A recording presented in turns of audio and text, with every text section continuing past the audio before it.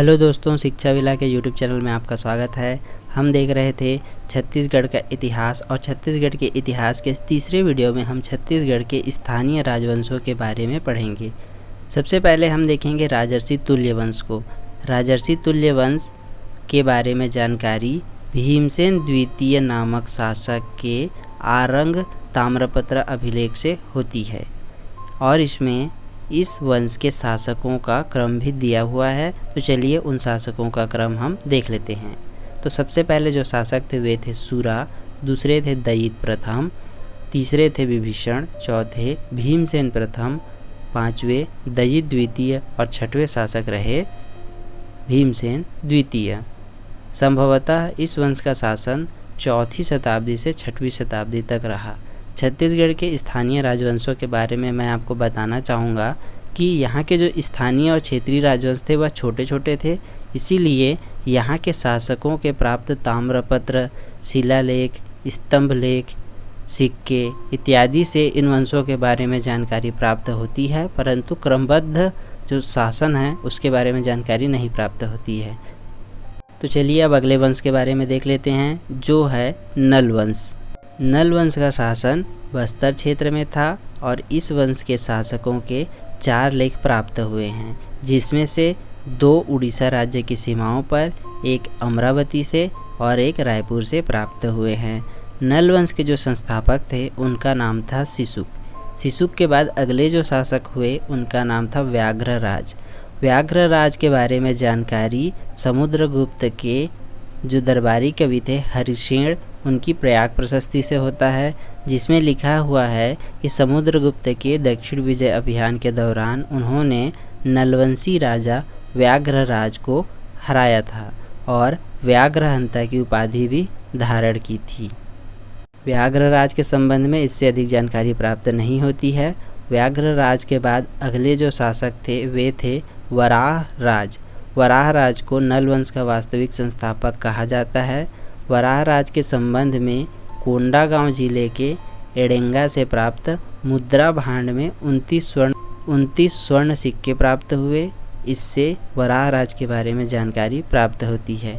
इसके अतिरिक्त कोंडागांव के समीप नलवाड़ा ग्राम का संबंध भी नलवंश से बताया जाता है।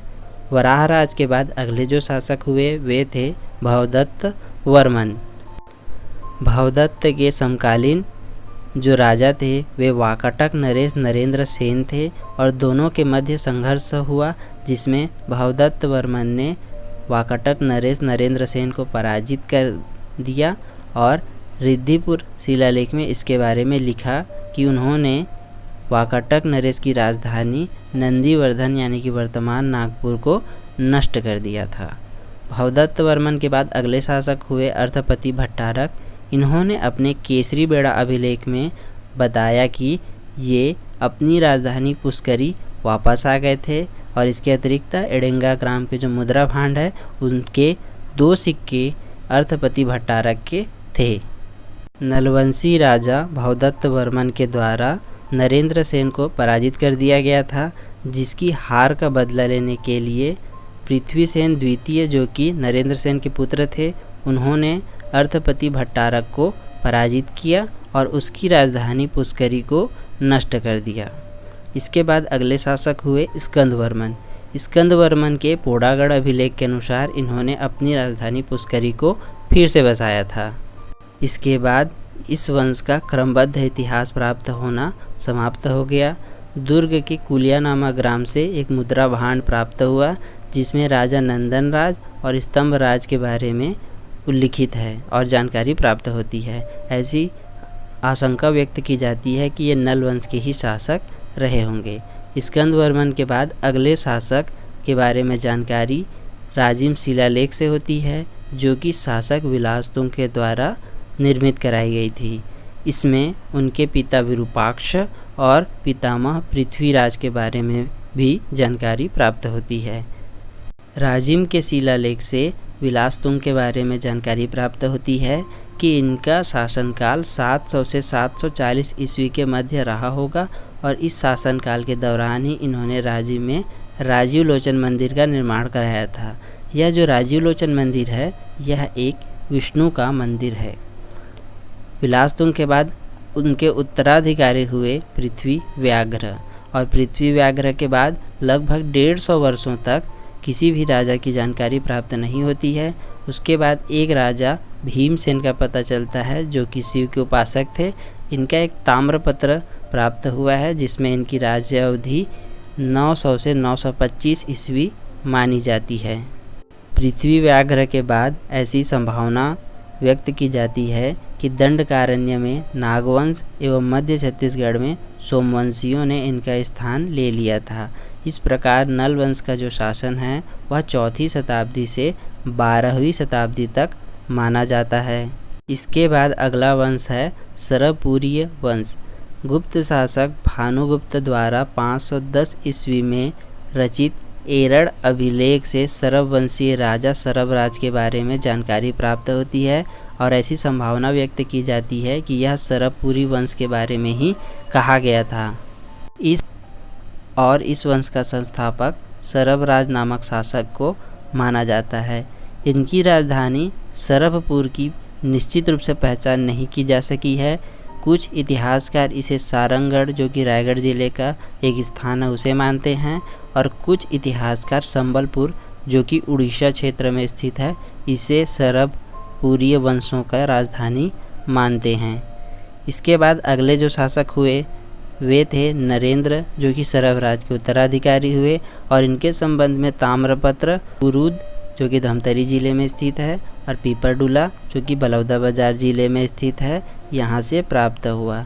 नरेंद्र के बाद अगले शासक हुए प्रसन्नमात्र जो कि इस वंश के एक शक्तिशाली शासक थे जिसने सोना और चांदी के सिक्के चलाए जिसमें गरुड़, शंख और चक्र अंकित थे।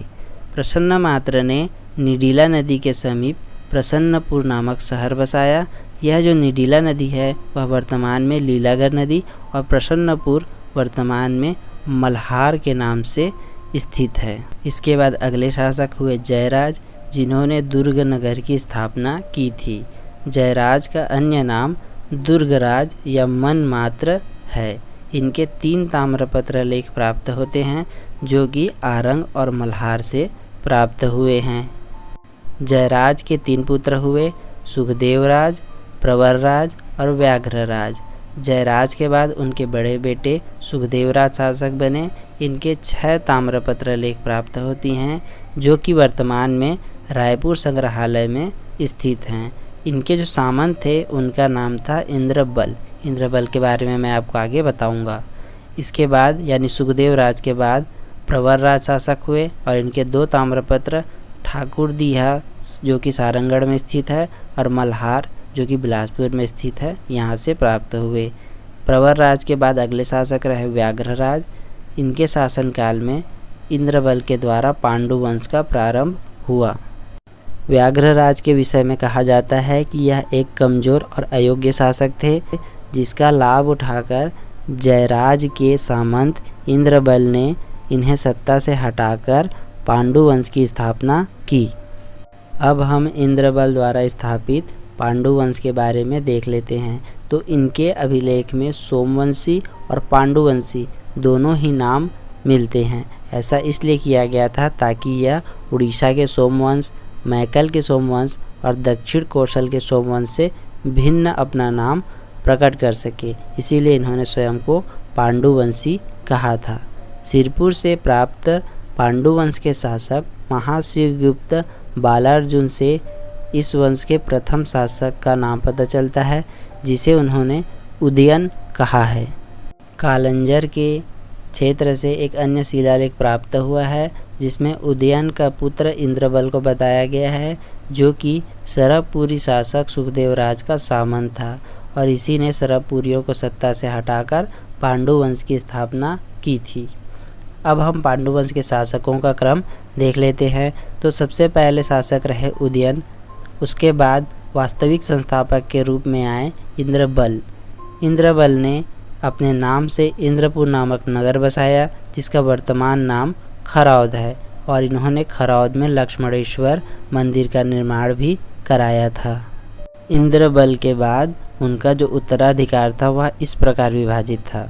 इंद्रबल के 4 पुत्र हुए, नन्नराज प्रथम, सूरबल, ईशान देव और भवदेव। उनके जो बड़े बेटे थे नन्नराज प्रथम, वे पहले शासक बने और उसके बाद नन्नराज प्रथम के 2 बेटे थे महाशिव तिवरदेव और चंद्रगुप्त।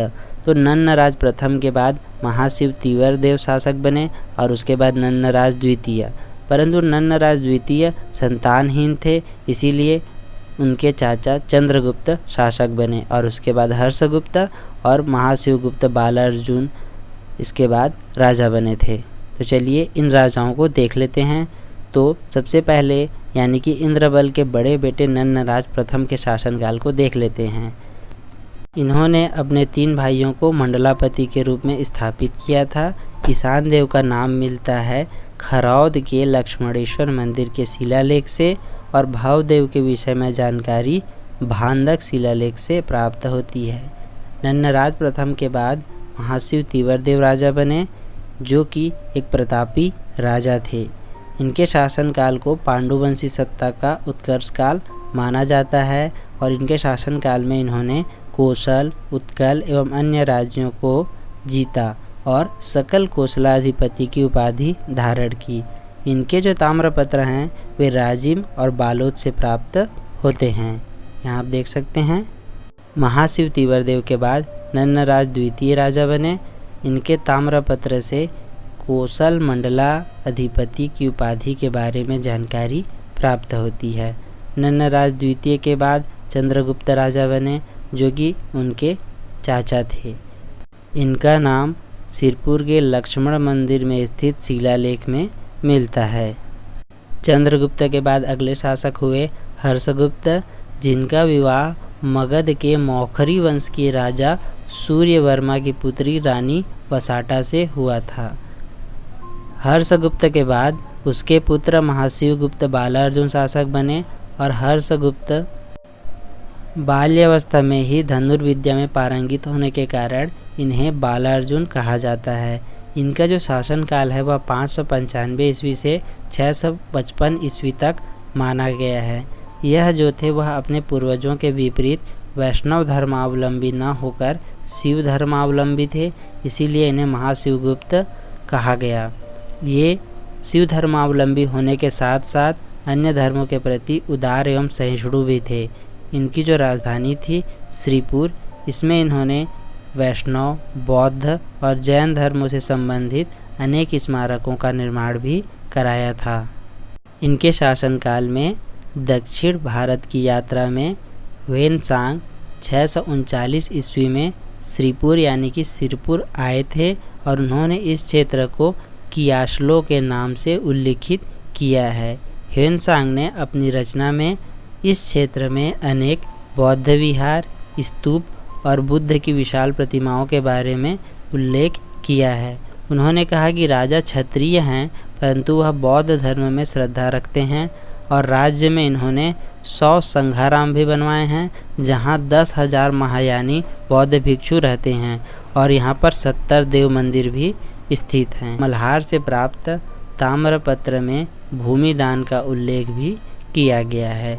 महाशिवगुप्त बालार्जुन के शासनकाल को छत्तीसगढ़ के इतिहास का स्वर्णकाल भी कहा जाता है। ठीक है। इसके बाद चालुक्य शासक पुलकेशिन द्वितीय के द्वारा इस क्षेत्र पर आक्रमण कर पांडु वंश को समाप्त कर दिया गया एवं महाशिवगुप्त बालार्जुन ने पराजय के बाद उनकी अधीनता को स्वीकार कर लिया था। बालार्जुन के बाद संभवतः पांडुवंशियों का पतन नलवंशी शासक विलासतुंग तथा बाण वंश के शासक विक्रमादित्य के द्वारा कर दिया गया था। इसके बाद अगला वंश हम देखेंगे त्रिकलिंगाधिपति सोमवंश, जो कि उड़ीसा के सोमवंशी थे। इनका इस वंश के शासकों की उपाधि थी त्रिकलिंगाधिपति। इनकी उपाधि के विषय में प्रश्न पूछा जा चुका है, तो आप याद रखिएगा कि उड़ीसा के सोमवंशी शासकों की उपाधि थी त्रिकलिंगाधिपति। इस वंश के जो प्रथम शासक हुए वे थे शिवगुप्त और अंतिम शासक हुए उद्योत केसरी।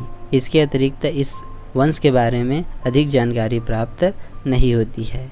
ऐसा माना जाता है कि दक्षिण कौशल पर त्रिपुरी के कलचुरी वंश के लहुरी शाखा के द्वारा अधिकार स्थापित कर लिया गया था और उड़ीसा के सोमवंश के शासन का भी अंत इसी के साथ हो गया। इसके बाद अगला सोमवंशी शासक होंगे वे हैं मैकल के सोमवंश। पांडु वंश की एक शाखा थी जो मैकल क्षेत्र में शासन करती थी। इसके राजा भरत बल के बमहनी लेख से इस वंश के बारे में जानकारी प्राप्त होता है। इसमें विभिन्न राजा हुए जिन्होंने कोई उपाधियां धारण नहीं की, परंतु नागबल राजा जो हुए उन्होंने महाराज की उपाधि धारण की और यह मैकल वंश के पहले शासक थे जिन्होंने महाराज की उपाधि धारण की थी। इसके बाद हम अगला वंश देखेंगे बाढ़ वंश, जो कि पांडु वंश के अंत में महत्वपूर्ण भूमिका निभाते थे। बाढ़ वंश के एक शासक विक्रमादित्य थे जिनके बारे में जानकारी प्राप्त होती है। इन्होंने पाली के शिव मंदिर का निर्माण कराया था और इस मंदिर के गर्भगृह के द्वार में लेख मिलता है जिससे बाढ़ वंश के शासकों और विक्रमादित्य के बारे में जानकारी प्राप्त होती है। बाढ़ वंश का अंत कब हुआ इसके संबंध में जानकारी प्राप्त होती है कि कालांतर में कलचुरी शासक शंकरगढ़ मुक्त तुंग के द्वारा इस क्षेत्र को जीत लिया गया और बाढ़ वंश पर अधिकार कर लिया गया। इसके अतिरिक्त बाढ़ वंश के अन्य शासकों के बारे में किसी भी प्रकार की जानकारी प्राप्त नहीं होती है। छत्तीसगढ़ के विभिन्न स्थानीय राजवंशों के विषय में मैंने आपको बता दिया है। अगले वीडियो में हम मध्यकालीन छत्तीसगढ़ के क्षेत्रीय राजवंशों के बारे में पढ़ेंगे। इसी के साथ आज का वीडियो समाप्त करते हैं। अगर आपको वीडियो अच्छी लगी तो हमारे वीडियो को लाइक कीजिए, शेयर कीजिए और हमारे चैनल को सब्सक्राइब करके नोटिफिकेशन पाने के लिए बेल का आइकन ज़रूर दबाएं। हमारे द्वारा टेलीग्राम पर क्विज का आयोजन भी किया जाता है जिसका लिंक मैंने डिस्क्रिप्शन बॉक्स में दे दिया है। आप वहां से हमारे टेलीग्राम चैनल पर डेली क्विज का लाभ ले सकते हैं। Thank you.